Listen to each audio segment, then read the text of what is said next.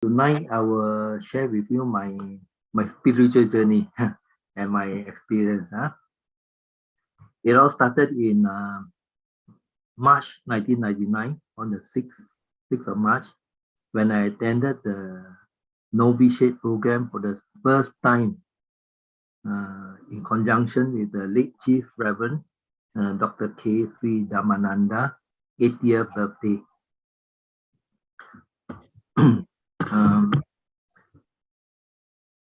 During this short period of 9 days, I discovered that the life as a monk is very, very meaningful. So after that, I make aspiration to become a monk as soon as possible. I also refer to Bhante Mahinda, who asked me to practice out of the rope first. So when my children has more or less completed their education, then I took the plunge. So with the encouragement from my children, and my wife has no objection, so I traveled to Myanmar. But before I went to Myanmar, actually I was considering a few options. Firstly, was Bhante Dhamma02. Bhante Dhamma02, because I know him since I think 1995 or 1996, when he was staying at the hilltop at the Taman Tan Yu Lai. But unfortunately, he said that I'm too old. At that time, I was 56 years old already. He said I'm too old to be a monk. Because too old, I say the character cannot change. Then I considered Ajahn Brahm. But they told me that Ajahn Brahm Center, you have to wait. There's a long waiting list. So finally, I choose outsider, because in 2005, when I organized a 30-day meditation retreat for him, he invited me to be a monk at his monastery. So that time I was not ready.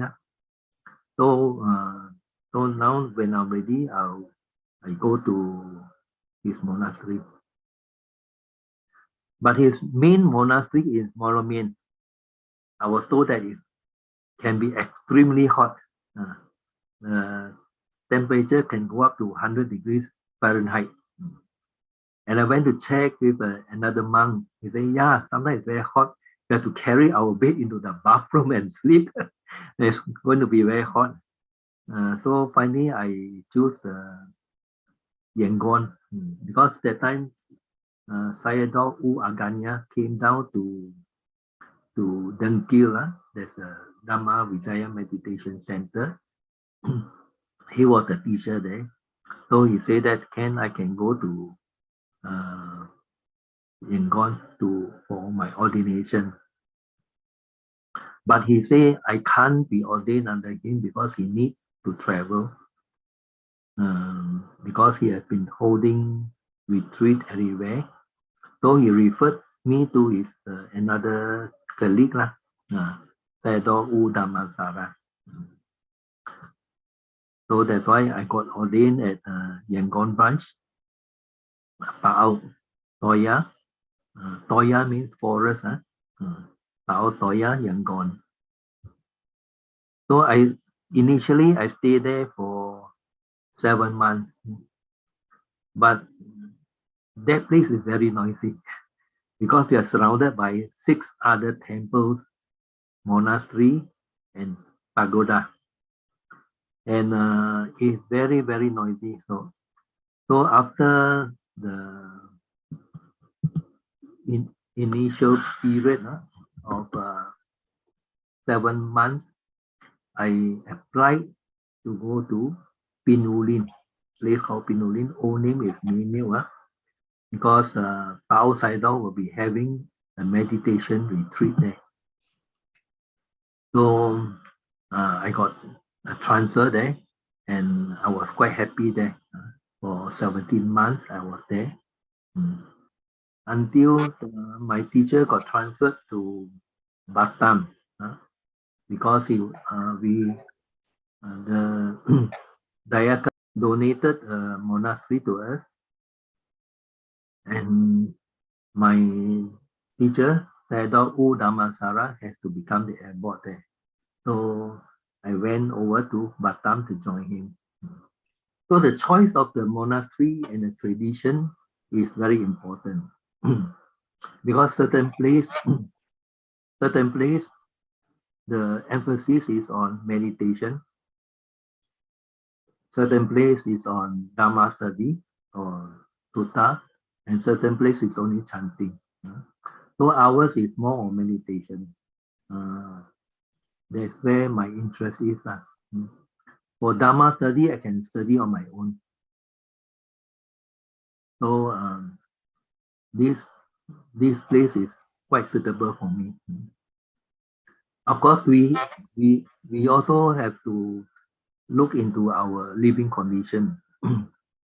Initially, the temple in Yangon is not so suitable because number one is the food. The food is too sweet for me and too oily, and they don't have enough fruits. So my intake of fiber is practically nil. So for the first 7 months, I suffered from constipation. But the monks there and the culture there is okay. So initially, when I don't have fruits, so I have to use my own requisites to purchase. Of course, I get the kapya to buy for me because the monks, we are not allowed to leave the temple. So finally, they have a meeting with us so far, I'm the only foreign monk there. There are a few foreign sayali. Sayali are the 10 preceptors in robes, so they are called sayali. So I requested for some fruit, so from then on, they supply me with fruit. So coming to environment surrounding the monastery, like I say in Yangon now, we are surrounded by so many temples and monasteries, so making it very, very noisy. And imagine the loudspeaker turned on to the full volume.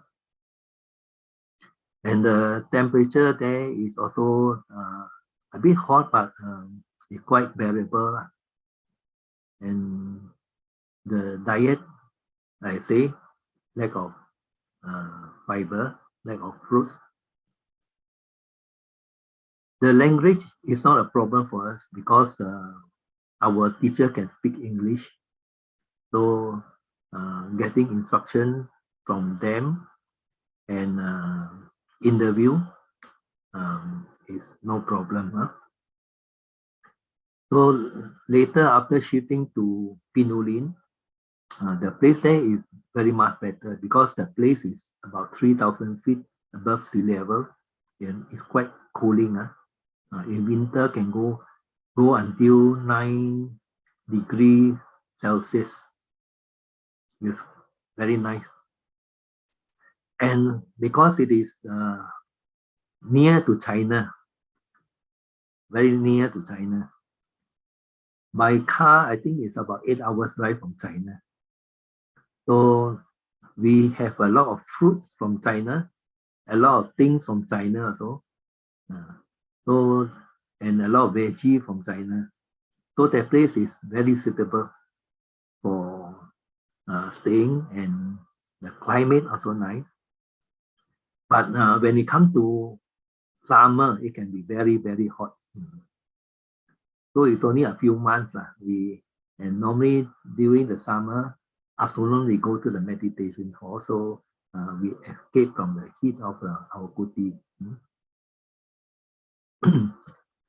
Then the the kapya in at Pinolin is also very helpful. Take care of all our things, including topping up our handphone. Luckily, I met a businessman who dana me one handphone and a SIM card. You'll be surprised the SIM card at that time is 250 US ringgit dollar. Very, very expensive. So like I say, this place in Pa'awa, we are only concentrating on meditation. One day we have about 7 sessions of meditation. So if you want to study sutta, also can. Our main monastery, you can attend the Pali class, you can attend Abhidhamma class, you can attend Sutta class, but that is not compulsory. The main focus is meditation. Then after my stay at Pinolin, my teacher, remember I say he was transferred to Batam. So I had to follow him to Batam.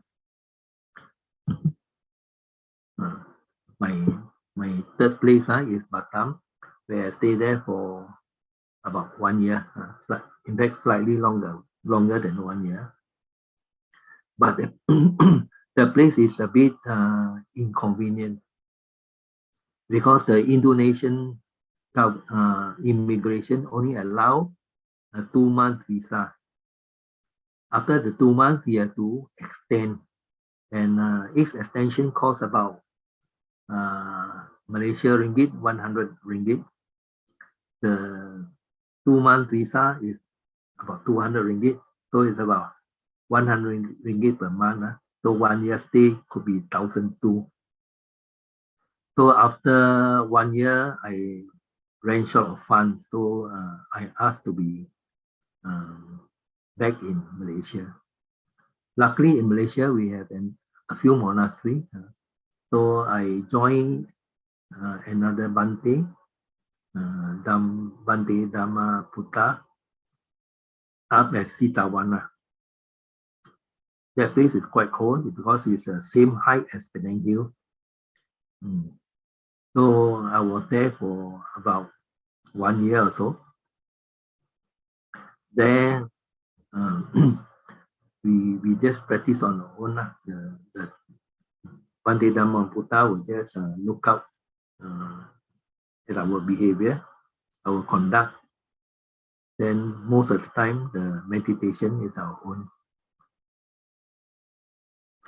So after one year, my kapya start to give problem, human issue. Then I shift to. Luckily, I got a friend who has an estate in Bali Pulau. So he allowed me to build one kuti, and I stay there for about 4 months. Then after that, in fact, before I shift to my present kuti at a place called Ariyadassana near Galaxy Temple, I was in Bukit Matajam, another Pa'au monastery called Nandaka Vihara. There, our senior is Bhante Dhamma Sobo. So I was there for quite some time. So after that, I completed my 5 vasa. When we completed our five vasa, we can venture out on our own. So after the 5 years, I shift to a kuti at Ariyadassana near Galaxy Temple. Okay. So Galaxy Temple, I'm staying all by myself. Then until recently, another Bhante who just come back from Pinolin or so he come and join me. So for more than 4 years, I was on my own. At my present kuti in Ariyadassana, it is very convenient. because we are well supported. Um, our main attendants help me to manage my fund. Then I have part-time kapia also, full-time kapia. They handle my fund. Then the part-time kapia will help me to bring back the food from Pindapat. The food and the offerings we receive is actually very, very good. On weekends, we have about 2 square tables of food. And weekday, Monday to Thursday, about 1 table. So it's a lot of food. So I will take whatever I need. Then the kapia will bring out the rest. Then I have a kapia who also drive me to other places, because on weekend I need to go to other center to do some Dhamma propagation. So this kapia will help to drive me. So the sponsor are very generous. I have people who sponsor my electric bill, water bill, assessment. Then I also have a donor for the furniture, household item like the fridge. They bought a new fridge for me, water filter, the type that you can backwash, the big stainless steel one. I have this filter, water storage tank. Yeah. So the devotees are quite very generous. They not only provide this thing, but in fact, I make my own toilet. I construct my own toilet. So there's one devotee who dana the water tank, WC, shower, hot water shower. So I just have to fix it by myself. Anyway, I can do DIY work. So no problem. Okay, this is a typical day.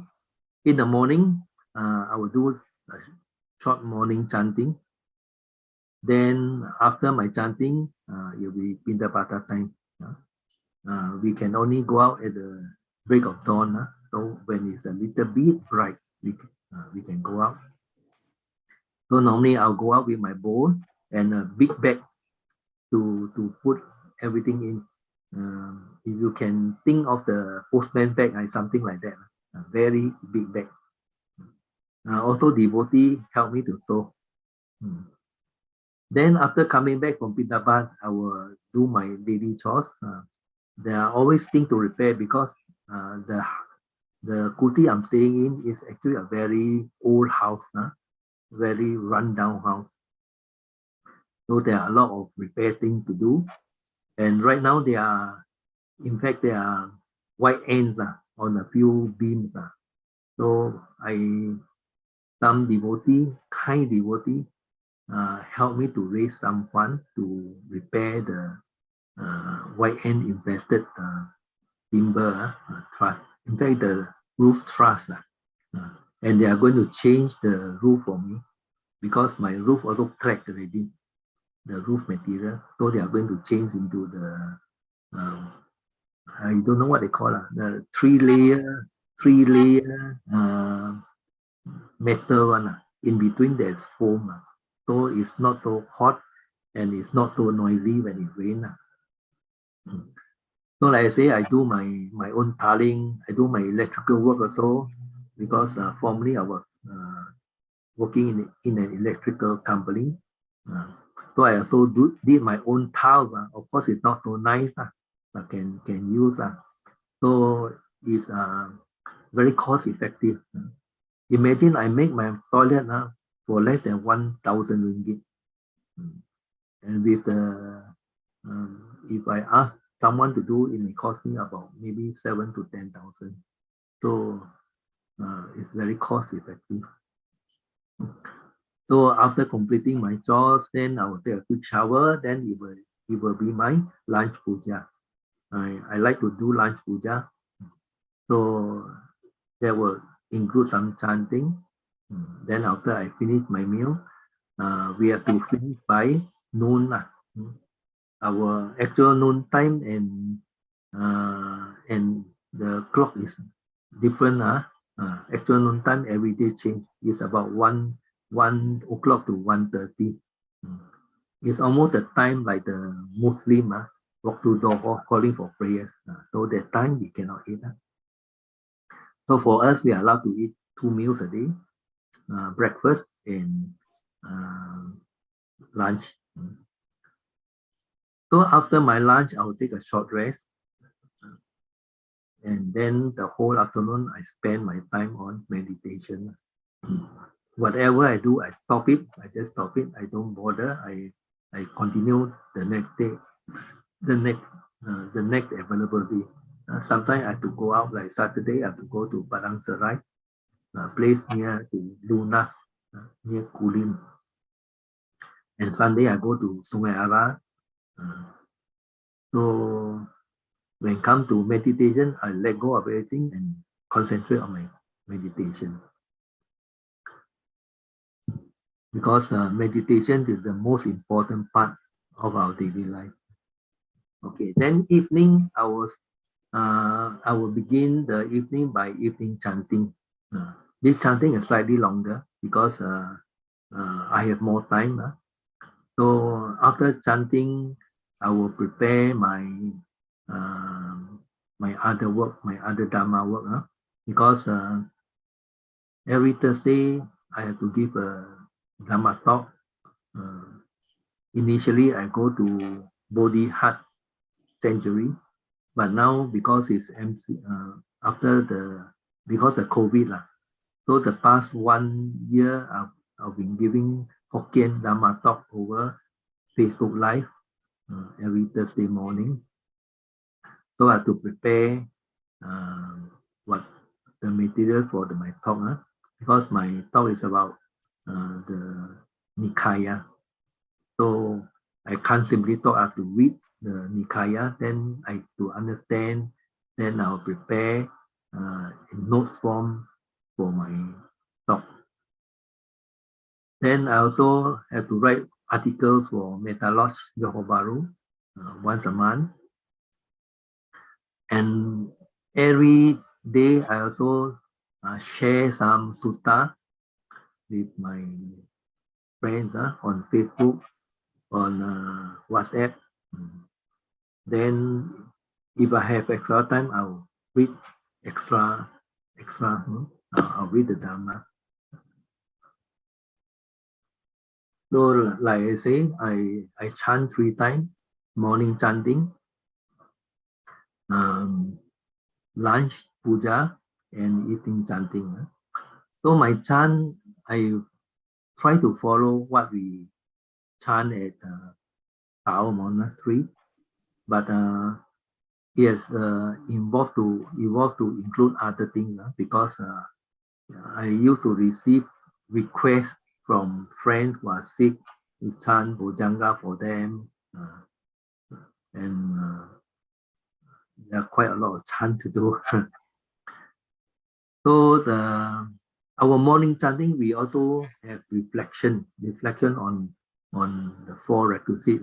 There is a rope, then the shelter, there is rope, food, then shelter, then medicine. Every day we have to reflect on the thing because before we even go out for Pindapata.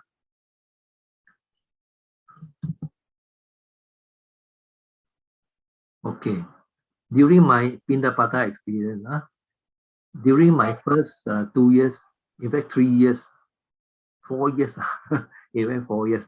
First 2 years at Yangon and Pinolin, we don't go out Pindapat. But later I in Pinolin, I go out Pindapat, but only a short while. But at that time the Sayadaw allow us to go out. So I have experienced Pindapata in Myanmar, and also experienced the living condition of the local people. In fact, some of the devotees are very, very poor. Their houses, the wall of the houses are usually made of leaf. And some of the house got no door. Some only a piece of plastic hanging down. But yet they are very, very devoted. They will prepare the dishes. Then when we arrive, they serve us tea. And after that, immediately they go and cook and they give us hot meals. Then we bring home. We bring back to our monastery. Usually, I'll bring the 2 tipping carrier, 5-tier 5-tier tipping carrier, and also 1 big bag. And sometimes the people at from the devotee, the young boys, they will help me to bring back. Especially when I went to the army camp, we are allowed. The army, in fact, they welcome us. We are allowed to go in. The army camp is quite nice because the houses are mostly brick, all brick, and there are also shops inside the camp.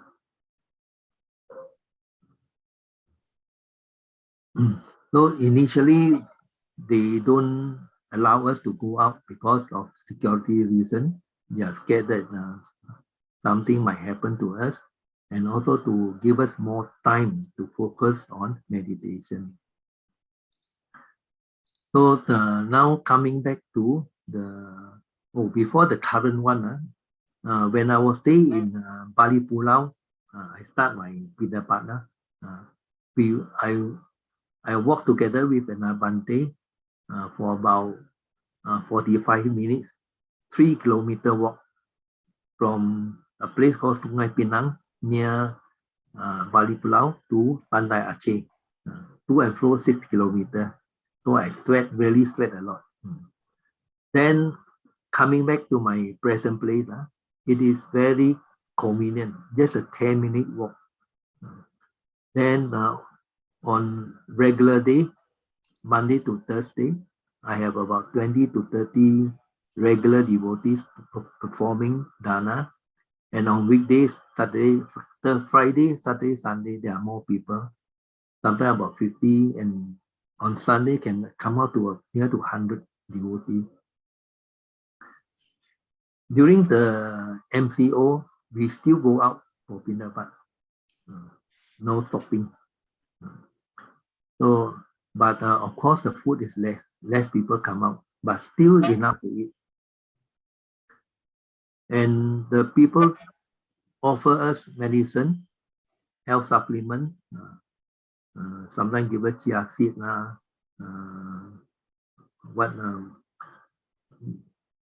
lot of berries, then also non-food item like toiletries, tissue, slipper, detergent, etc. Almost everything they give. And they also give us invitation. If we need anything, just let them know. So they are very, very generous.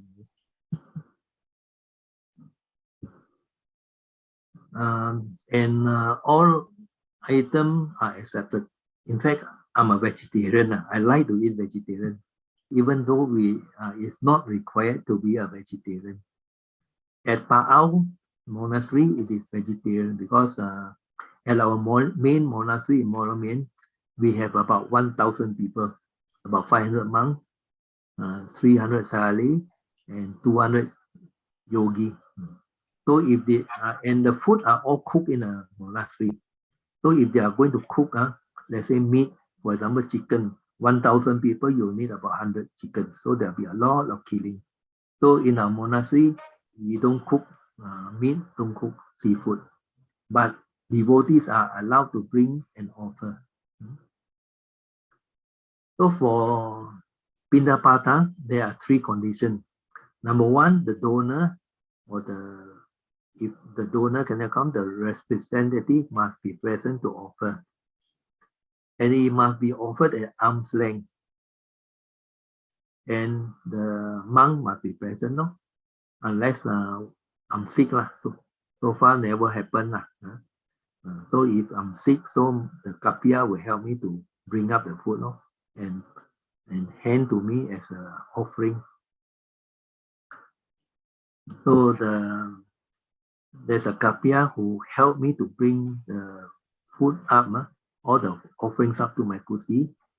So I'll choose whatever I need, and the balance he will bring it out either to eat, but most of the thing go to ofoksom, so nothing is go to waste. So the devotee also happy. Whatever I cannot finish will go to ofoksom. There are a few categories of food. So now, usually the food cannot be consumed afternoon. It cannot be kept. So like the dishes, afternoon we have to relinquish, cannot keep. We are not allowed to keep. Then certain things, for example, the 5 tonics, that one we can keep for 5 days, 7 days. They are ghee or fresh butter, but in the Thai tradition, they also include cheese, vegetable oil, and animal oil, honey, molasses, and sugar, including candy, crackers, everything. So 5 tonic we can keep for 7 days. So after 7 days, we have to bring up, have to let go. So we have to hand it over to a lay person. Then fruit juice without pulp or residue, and non-processed, that means not cooked at all, non-processed, we can consume for 1 day. That means we have to finish by before the next dawn. We count the day, the day end at the next dawn. And there are some lifetime allowance, like plant root, ginger, turmeric, ginseng, then tea leaf, like neem leaf or seaweed, fruits. Normally it's a dried fruit, like canna, the olive, we can consume. Then salt, like rock salt, sea salt, mineral salt, vitamins and other health supplements, as long as it don't contain any food, we can keep for a lifetime. Like certain things like cod liver oil, we can only keep for 7 days because it's oil. And in some traditions, they also allow some plain beverages, that means without milk, coffee, tea, cocoa. But Milo cannot, Milo because also got milk. So the intention of use to use this thing is so that you won't fall sick.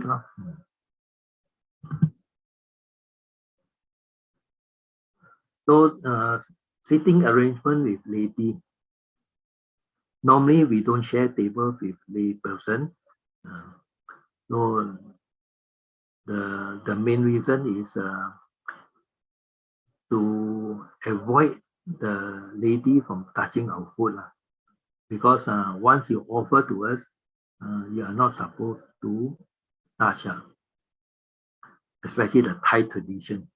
But Myanmar tradition, we allow lay person to touch because we assume they are trying to help us to bring the food nearer to us. So we normally allow, unless that lay person who are new, then he don't know, he want to eat. So if he want to eat, we have to let him eat because we cannot compete with lay person for the food. So normally lay person don't touch, don't eat. Once in a while, some children or some who are coming for the first time, they are not aware, so they want to try. So once they want to try, we cannot eat anymore. So then certain food we have to be make allowable. For example, some uncooked food, uncooked vegetable or fruit with seed. For example, this raw onion, it can be grown. Then strawberry, there are seed all around. We have to make it allowable. And passion fruit, also all full of seed. How we make it allowable? Firstly, we tell the lay people, we say kapiam karui. Kapiam karui means make it allowable. So the lay person will symbolically destroy the fruit or the veggie. That means symbolically removing the life from them. The reason is because during Buddha's time, the external sect ascetic complained to the Buddha that we destroy all this fruit and food. So that's why the Buddha did not want to offend them, and so instruct us to get it allowable. We make it, the lay people make it allowable by inserting a toothpick or knife or can use the fingernail also. Just poke a hole or burn it with fire a little bit. So because the rationale is the monk are not allowed to take anything with life. For example, egg we cannot take raw, or half-boiled egg we also cannot take. Coming to the use of rope, each one of us are only allowed one set of rope. One set means one lower rope, one upper rope, and one outer double layer rope. Only one set. So if, for example, one set of rope, sometimes we need to wash, right? So the other thing is the double layer rope we seldom wear. Because in Malaysia it's very hot. We only bring it about when we go about, because when we go anywhere, the full set of rope must be with us. We cannot leave it behind. So if we wash our upper rope and lower rope, we can wear the double layer rope. So normally we wash in the morning, so that by afternoon or evening it should dry, then we can wear back again. So we are allowed only one set. But normally, especially in Malaysia, we have a lot of rope. So other than our one set of rope, we call it extra cloth. Extra cloth. So normally when we wash our rope, we wear another set of rope called extra cloth. So we can only change our official rope, if there are 5 holes or more, and it cannot be patched up. So the purpose is to be frugal, don't waste anything. And the old rope, we can use it for other purpose, like as a curtain, as a tablecloth, or sometimes a food rack also. Okay, before we change our rope, before taking on a new set of rope, we have to formally relinquish the old set by just reciting a verse. Then before taking the new set of rope, number one, firstly, we have to permanently mark the rope, either with a pen or mark the pen. The purpose is to deface the rope and make it less attractive. Then after deface it, we have to determine it, either lower rope, upper rope, or outer rope, outer double layer rope. So extra set of rope receive, we can keep it actually for a maximum of 10 days. After that, if not, we have to share it with another monk or give it out, or we determine as extra cloth. Then normally we receive a lot of rope, especially during Katina. And sometimes ordinary time also we receive rope, especially we go for funeral chanting. Sometimes the people offer us rope also. So the extra rope normally we donate to other monks in those poorer country. Like I think 3 or 4 years ago, I donate when BGF lead the pilgrimage to India. I donated about 40 set of rope, and another 40 set of rope to Myanmar when Nandaka Vihara organized a trip to Myanmar. So the rope all are properly used. You can be assured. So as a monk, we have some duties. When we have a quorum of 4 monks and above, we have to recite the Patimokkha or the 227 precept on the 15th day and on the last day of each month. It's not on the first day, it's on the last day of each month. But if we have less than 4 months, not enough quorum, then we just do a confession, a general confession, because sometimes we may omit certain things. So we have to be clean. So the Buddha says, to be clean, you must confess. It's also a few lines to recite. Then after confession, then we have to declare our purity. If only 1 month, like for me, for the first 4 years, I only have to determine that today is the Patimokkha day or the 14th or the 15th day. And the confession and the declaration of purity and the Patimokkha, we can do it anytime before the next dawn break. But of course, if really doing the Patimokkha, we have to do it when it's a bit bright. Sometimes you want to refer to the text, but most of the time, the recitation is without referring to the text. Okay, then we also have to reflect on the 10 Dhamma. Number 1, there are 10. Number 1, I'm now a changed person, change to a different mode of life.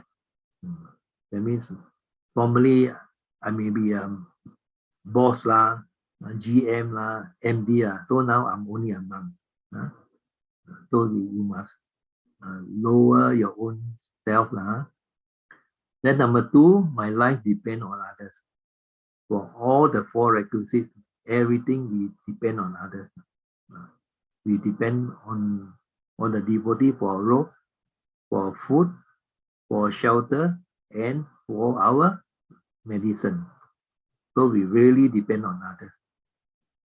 Number 3, I must now behave in a different manner. The Buddha is a noble person, is a prince. So we want us to behave properly so that people can respect us. So we cannot simply run and skip around, cannot shout loudly. For example, you see a friend opposite the road, we cannot shout. We have to walk there, or we ask somebody to call for us. We cannot shout. Eating, we have to either sit down or we squat down. We are not allowed to stand and eat. Like the other, also you cannot be seen licking ice cream, licking lollipop, playing with handphone. So we have to behave properly. Then number 4, does my mind upgrade myself regarding the state of my virtue? That means, do I break any precept? Then number 5, do my discerning fellow monks, having tested me, reproach me regarding my state of virtue? So whether my other senior, whether they will reproach me if they know that I'm doing something wrong. So that's why if we are doing anything wrong, we shouldn't hide. So before the Patimokkha, there is a verse saying that if you commit any wrong, please own up. Otherwise, if you keep silent, it is tantamount to telling lies. And telling lies is no good for our practice. Number 6, there will be parting from all those who are dear and loving to me. Death brings this separation to me. So like you and me also the same. So everyone who are dear and pleasing to us will one day leave us, or we leave them. So we must be able to detach ourselves. Then of karma, I'm constituted. Karma is my inheritance. Karma is a matrix. Karma is my kinsman. Karma is my refuge. Whatever I do, be good or bad, that I shall be. So we always have to remind ourselves that our karma is very important. So our past, our present, and our future all depend on our karma. How do I spend my night and day? Whether we spend the time properly. Then do I take delight in solitude? Some monks like company, some like solitude. But I like solitude. I like to be alone. I've been living alone for 4 years. So to me, solitude is not a problem.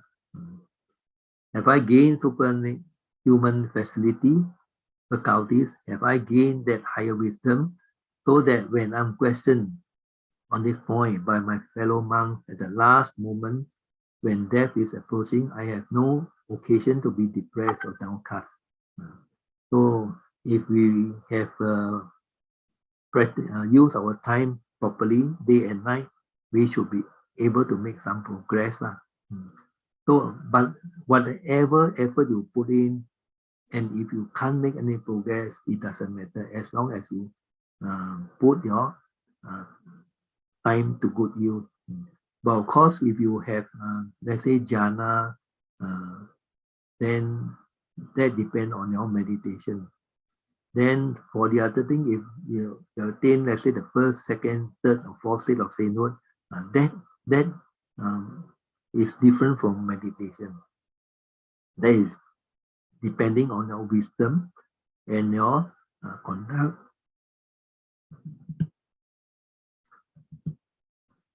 Okay. As for me, every month I have to come to Taipei because there's one temple, 100 old years temple, Theravada temple with no monk. So I come here to help them to perform dana, give them Dhamma talk, guide them in the meditation, and sometimes we do Bodhi Puja, especially on the 15th day of every month, and every day we do lunch puja. And also there are some Buddhist society in Klang that I have to, last time before the MCO, I go down once every 2 months to attend the dana, then to give them Hokkien Dhamma talk and guided meditation session.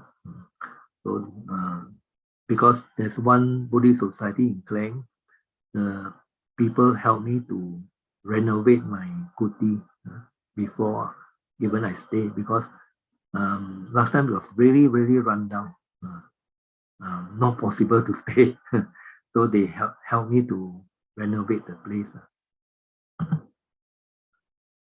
Then like I mentioned, on Saturday I have to go to Padang Serai near Kulim. There also I do Pindapat. Then I lead them in the puja and Dhamma talk and meditation. Then before the pandemic, I also go to Sangkar Lodge in Sungai Ara, Penang. Also the same thing, Pindapata, puja and Dhamma talk and meditation session. So if we can travel again, I may have to go back to the Pao Monastery in Batam, because my teacher, twice a year, he has to go away. He has to go back to Myanmar for meeting and to lead meditation retreat. So usually twice a year. Then when he go off for 1 month. So I have to relieve him for 1 month, unless he can find some other monk. But usually no monk there. So usually I have to go back. Then I go there. Also a lot of people come to do dana. So sometimes to give them precept and transfer merits. There are also some samanera who say there, Sayale and yogi require monks' guidance. And samanera cannot live alone. They must have a monk to guide them all the time. So that's why I had to go to Batam.